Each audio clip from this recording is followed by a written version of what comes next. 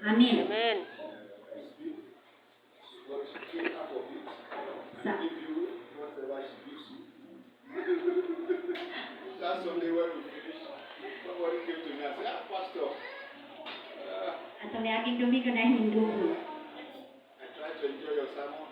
Ako na nalipay sa akong naduog nga sermon. Looking at your mouth, Sa akong pagtanaw na ako sa imong pagsulti. I was hearing something different. Lahi akong pagdungog. That's okay, for me. Sige, mangita tagpaagi. I told my interpreter, maybe you sit down there and be looking at my mouth.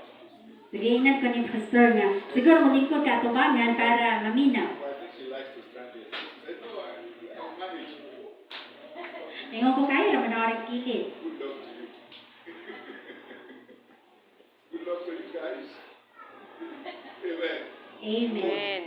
The point is, you will do better Ang punto, makabuhat pa mo maayo. when you accept the call of God upon your life. Kung kamo makasilbi sa katuyuan sa Ginoo sa kinabuhi. You need to stand up and preach for Jesus. Kung barunti ta para isang liyaw ang kaayuhan ni Jesus. Not there in that church, So anong adlaw diha nga simbahan? they struggle to understand my message. Naglisod sila sabot sa mensahe. And I never get to be invited back there.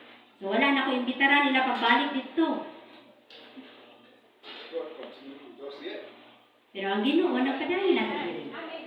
For us to move from where we have no church, Para kita po makapadayon, we actually started in Mama's balcony. nagsugutan ni Mama, kauban si Mama, In front of our balcony. dito sa balcony. And I think it was that period. So siguro anang panahuna, My first guitarist. ang ginawa ng gitaris si Marcus is my first guitarist. Ate Marpes, ang ginawang gitaris. She gave me kabuti. Huwag yata kamuti.